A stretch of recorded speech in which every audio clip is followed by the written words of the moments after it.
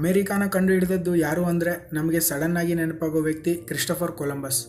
ನಿಜ ಏನಂದರೆ Christopher Columbus ಅಮೇರಿಕಾನ ಕಂಡುಹಿಡಿದ ಮೊದಲ ವ್ಯಕ್ತಿ ಅಲ್ಲ. ಇಲ್ಲಿಯವರೆಗೆ ದೊರೆತ ಕೆಲವು ಸಾಕ್ಷಿಗಳ ಆಧಾರದಿಂದ ಕ್ರಿಸ್ಟೋಫರ್ ಕೊಲಂಬಸ್ಗಿಂತ 500 ವರ್ಷಗಳ ಮುಂಚೆನೇ ಲೂಯಿಸ್ ಎರಿಕ್ಸನ್ ಅನ್ನೋ ಎಕ್ಸ್ಪ್ಲೋರರ್ ಅಮೇರಿಕಾದಲ್ಲಿ ಹೆಜ್ಜೆ ಇಟ್ಟಿದ್ದಾನೆ. ಲೂಯಿಸ್ ಎರಿಕ್ಸನ್ ಅಮೇರಿಕಾದಲ್ಲಿ ಕೆಲವು ದಿನಗಳು ವಾಸ ಮಾಡಿದಂತೆ ಕೆಲವು ಆಧಾರಗಳು ಕೂಡ ಇವೆ. ಕ್ರಿಸ್ಟೋಫರ್ ಕೊಲಂಬಸ್ ಕೇವಲ ಸೌತ್ ಅಮೇರಿಕಾ ಕಾಂಟಿನೆಂಟ್ನ ಎಕ್ಸ್ಪ್ಲೋರ್ ಮಾಡಿ ಅಲ್ಲಿಂದ ನಾರ್ತ್ ಅಮೇರಿಕಾಗೆ ಹೋಗದೆ ಅದರ ಪಕ್ಕದಲ್ಲಿರೋ ಬಾಮೋಸ್ ಅನ್ನೋ ಐಲ್ಯಾಂಡ್ಗೆ ಹೋಗಿ ಅಲ್ಲಿಂದ ಡೈರೆಕ್ಟಾಗಿ ಸ್ಪೇನ್ಗೆ ಹೋಗಿಬಿಟ್ಟಿದ್ದಾನೆ. ಮತ್ತು ಕ್ರಿಸ್ಟೋಫರ್ ಕೊಲಂಬಸ್ನೇ ಅಮೇರಿಕಾನ ಡಿಸ್ಕವರ್ ಮಾಡಿದ್ದು ಅಂತ ಯಾಕೆ ಹೇಳ್ತಾರೆ ಅಂದರೆ, ಆ ಕಾಲದಲ್ಲಿ ಕ್ರಿಸ್ಟೋಫರ್ ಕೊಲಂಬಸ್ ಒಳ್ಳೆ ಹೆಸರಿರೋ ವ್ಯಕ್ತಿ. ಆತ ಯಾವ ಪ್ರದೇಶನ ಎಕ್ಸ್ಪ್ಲೋರ್ ಮಾಡಿದರೂ ಆ ಪ್ರದೇಶ ತುಂಬ ಪ್ರಚಾರ ಆಗ್ತಿತ್ತು. ಇನ್ನೊಂದು ಕಾರಣ ಏನಂದರೆ ಆತ ಅಮೇರಿಕಾದ ಒಂದು ರಫ್ ಮ್ಯಾಪ್ನ ತಯಾರಿಸಿದ್ದ. ಆದ್ದರಿಂದ ಈತನ ನಂತರ ಅಮೇರಿಕಾಗೆ ಬಂದವರಿಗೆ ಆ ಮ್ಯಾಪ್ ತುಂಬ ಸಹಾಯ ಮಾಡಿದ್ರಿಂದ ಈತನಿಗೆ ತುಂಬ ಹೆಸರು ಬಂತು. ನಿಜಕ್ಕೆ ಕೊಲಂಬಸ್ಗಿಂತ ಮುಂಚೆ ತುಂಬ ಜನ ಅಮೇರಿಕಾಗೆ ಕಾಲಿಟ್ಟಿದ್ದಾರೆ, ಆದರೆ ಅವರಿಗೆ ಸಂಬಂಧಿಸಿದ ಯಾವ ಆಧಾರಗಳು ಇದುವರೆಗೂ ಸಿಕ್ಕಿಲ್ಲ. ಕೇವಲ ಲೂಯಿಸ್ ಎರಿಕ್ಸನ್ ಅಷ್ಟೇ ಸಿಕ್ಕಿವೆ.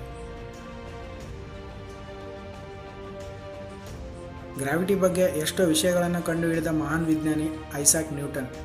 ತುಂಬ ಜನರಿಗೆ ಈತನ ಸ್ಟೋರಿ ಬಗ್ಗೆ ಗೊತ್ತು ಅಂದ್ಕೊಳ್ತೀನಿ. ಆತ ಒಂದು ದಿನ ಆ್ಯಪಲ್ ಗಿಡದ ಕೆಳಗೆ ಕುಳಿತುಕೊಂಡಾಗ ಆತನ ತಲೆ ಮೇಲೆ ಒಂದು ಆ್ಯಪಲ್ ಬೀಳುತ್ತೆ. ಆಗ ಆತನಿಗೆ ಒಂದು ಡೌಟ್ ಬರುತ್ತೆ, ಈ ಆ್ಯಪಲ್ ಕೆಳಗೆ ಯಾಕೆ ಬೀಳ್ತಿದೆ, ಮೇಲಕ್ಕೆ ಯಾಕೆ ಹೋಗ್ತಿಲ್ಲ ಅಂತ. ಈ ಸಂದರ್ಭದಿಂದಲೇ ಆತ ಗ್ರಾವಿಟಿನ ಕಂಡು ಹಿಡಿದ ಅಂತ ಪ್ರಪಂಚವೆಲ್ಲ ನಂಬ್ತಿದೆ. ಆದರೆ ನಿಜ ಏನಂದರೆ ನ್ಯೂಟನ್ ತಲೆ ಮೇಲೆ ಯಾವ ಆ್ಯಪಲ್ ಬಿದ್ದಿಲ್ಲ. ಆ್ಯಪಲ್ ಆತನ ತಲೆ ಮೇಲೆ ಬಿದ್ದಂತೆ ಆತನ ಬಯೋಗ್ರಫಿ ಬುಕ್ಗಳಲ್ಲಿ ಎಲ್ಲೂ ಇಲ್ಲ ಮತ್ತು ಯಾವ ಎವಿಡೆನ್ಸ್ ಕೂಡ ಇಲ್ಲ. ಕೇವಲ ಆತ ಗಿಡದ ಕೆಳಗೆ ಕುಳಿತುಕೊಂಡಾಗ ಆತನಿಗೆ ಸ್ವಲ್ಪ ದೂರದಲ್ಲಿ ಒಂದು ಆ್ಯಪಲ್ ಬೀಳುತ್ತೆ, ಆದರೆ ಆತನ ತಲೆ ಮೇಲಲ್ಲ.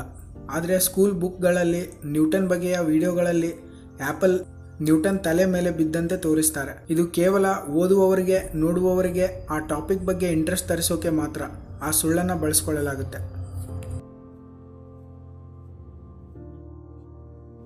ಹ್ಯೂಮನ್ಸ್ ತಮ್ಮ ಬ್ರೈನ್ನ ಕೇವಲ 10% ಮಾತ್ರ ಬಳಸ್ತಾರೆ ಅಂತ ಒಂದು ಸುಳ್ಳು ಪ್ರಚಾರ ಇದೆ.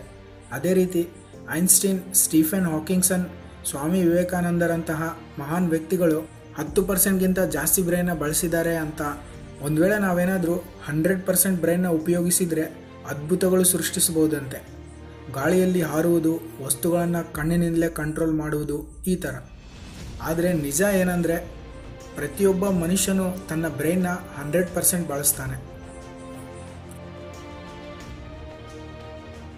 ಚೈನಾದ ಮಹಾಗೋಡೆ ಸ್ಪೇಸ್ನಿಂದಲೂ ಕಾಣಿಸುತ್ತೆ, ಚಂದ್ರನ ಮೇಲಿಂದಲೂ ಕಾಣಿಸುತ್ತೆ ಅಂತ 19ನೇ ಶತಮಾನದವರೆಗೂ ಈ ಪ್ರಪಂಚ ನಂಬಿತ್ತು.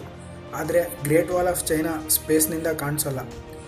ಇದು ಸ್ಪೇಸ್ನಿಂದ ಕಾಣಿಸೋಲ್ಲ ಅಂತ ಯಾರು ಹೇಳಿದ್ದಾರೆ ಅಂದರೆ 408 ಕಿಲೋಮೀಟರ್ ಹೈಟ್ನಲ್ಲಿ ತಿರುಗುವ ಇಂಟರ್ನ್ಯಾಷನಲ್ ಸ್ಪೇಸ್ ಸ್ಟೇಷನ್ಗೆ ಹೋದ ಆಸ್ಟ್ರೋನಾಟ್ಸ್ ಹೇಳಿದ್ದಾರೆ.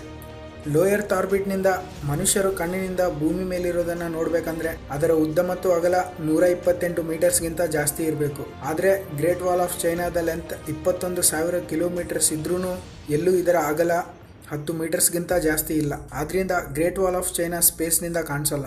ಬರೀ 400 ಕಿಲೋಮೀಟರ್ ಮೇಲಿರೋ ಆಸ್ಟ್ರೋನಾಟ್ಸ್ಗೆ ಇದು ಕಾಣಿಸಿಲ್ಲ, ಅಂಥದ್ರಲ್ಲಿ ಚಂದ್ರನ ಮೇಲಿಂದಲೂ ಕೂಡ ಇದು ಕಾಣಿಸುತ್ತೆ ಅಂತ ಕೆಲವು ಜನ ನಂಬ್ತಿದ್ರು.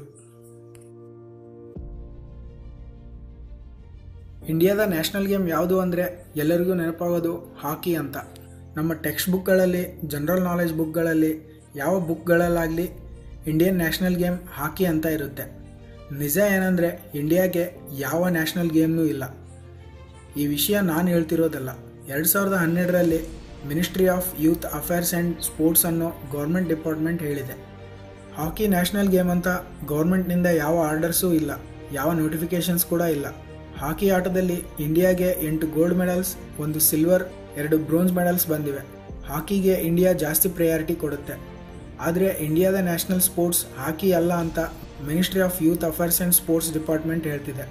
ಮತ್ತು ಹಾಕಿನ ಇಷ್ಟು ದಿನ ಯಾಕೆ ನ್ಯಾಷನಲ್ ಗೇಮ್ ಅಂತ ಭಾವಿಸಿದ್ವಿ ಅಂದರೆ 1990ರಲ್ಲಿ ಹಾಕಿನ ನ್ಯಾಷನಲ್ ಗೇಮ್ನ ಮಾಡಬೇಕು ಅಂತ ಆಗಿನ ಗೌರ್ಮೆಂಟ್ ಅಂದ್ಕೊಂಡಿತ್ತು. ಆದರೆ ಅದೇ ಸಮಯದಲ್ಲಿ ಇಂಡಿಯಾದ ಹಾಕಿ ಟೀಮ್ ತುಂಬ ವೀಕ್ ಆಗಿತ್ತು. ಮತ್ತು ಅದೇ ಸಮಯದಲ್ಲಿ ಪಾಕಿಸ್ತಾನ್ ತನ್ನ ನ್ಯಾಷನಲ್ ಗೇಮ್ ಹಾಕಿ ಅಂತ ಅನೌನ್ಸ್ ಮಾಡಿತು. ಆದ್ದರಿಂದ ಇಂಡಿಯನ್ ಗೌರ್ಮೆಂಟ್ ಹಾಕಿನ ನ್ಯಾಷನಲ್ ಗೇಮ್ ಮಾಡೋಣ ಅನ್ನೋ ಆಲೋಚನೆನ ಜಾರಿಗೆ ತರಲಿಲ್ಲ. ಆದರೆ ಹಾಕಿನ ನ್ಯಾಷನಲ್ ಗೇಮ್ ಮಾಡೋಣ ಅಂತ ಗೌರ್ಮೆಂಟ್ ಅಂದ್ಕೊಂಡಾಗ ಆ ನ್ಯೂಸ್ ಇಡೀ ದೇಶಕ್ಕೆ ತಲುಪಿತ್ತು. ಅದನ್ನು ಅನೌನ್ಸ್ ಮಾಡೋಕ್ಕಿಂತ ಮುಂಚೆನೇ ಎಲ್ಲ ಜನ ಹಾಕಿನೇ ನ್ಯಾಷನಲ್ ಗೇಮ್ ಅಂತ ಫಿಕ್ಸ್ ಆಗಿಬಿಟ್ರು. ಕೆಲವು ಜನ ಹಾಕಿ ಪ್ಲೇಯರ್ಸ್ ಇಂಟರ್ವ್ಯೂಗಳಲ್ಲಿ ಹಾಕಿ ನ್ಯಾಷನಲ್ ಗೇಮ್ ಅಂತ ಹೇಳೋದ್ರಿಂದ ಇನ್ನೂ ಆ ನಂಬಿಕೆ ಬಲವಾಗಿದೆ. ಆದರೆ ಯಾವ ಅನೌನ್ಸ್ಮೆಂಟ್ನೂ ಇದುವರೆಗೂ ಬಂದಿಲ್ಲ. ತುಂಬ ಜನ ಭೂಮಿ ಮೇಲೆ ಅಷ್ಟೇ ಗ್ರಾವಿಟಿ ಇದೆ, ಬೇರೆ ಗ್ರಹಗಳಲ್ಲಿ ಗ್ರಾವಿಟಿ ಇಲ್ಲ ಅಂತ ಅಂದ್ಕೊಂಡಿರ್ತಾರೆ. ಆದರೆ ಅದು ತಪ್ಪು. ಈ ವಿಶ್ವದಲ್ಲಿ ಪ್ರತಿಯೊಂದು ಆಬ್ಜೆಕ್ಟ್ಗೂ ಗ್ರಾವಿಟಿ ಇರುತ್ತೆ.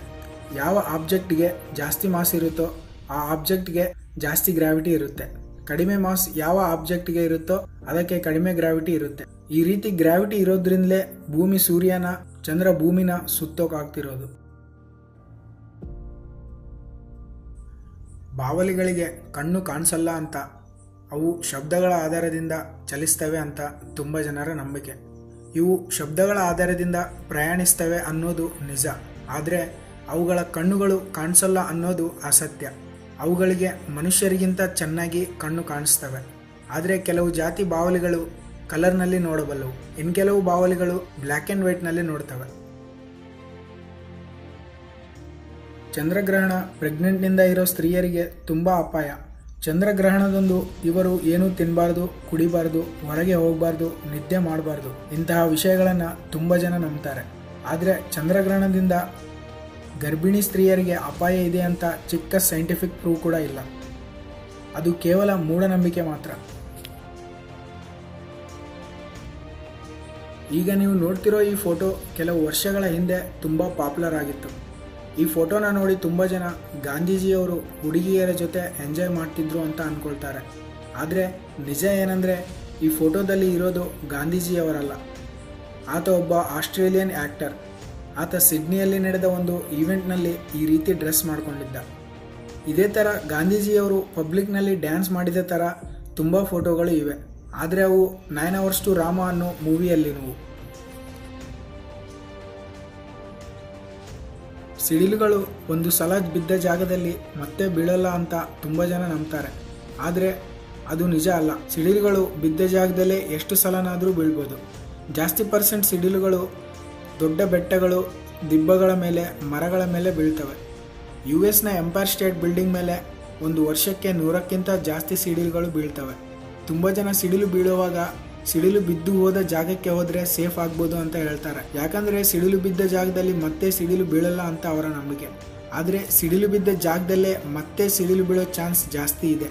ಆದ್ದರಿಂದ ಆ ರೀತಿ ಅವರು ಹೇಳಿದಂತೆ ಹೋಗಬೇಡಿ. ನೋಡಿದ್ರಲ್ಲ ಈ ಪ್ರಪಂಚ ನಂಬ್ತಾ ಇರೋ ಅಸತ್ಯಗಳು. ಈ ವಿಡಿಯೋ ನಿಮಗೆ ಇಷ್ಟ ಆಗಿದ್ರೆ ಲೈಕ್ ಮಾಡಿ.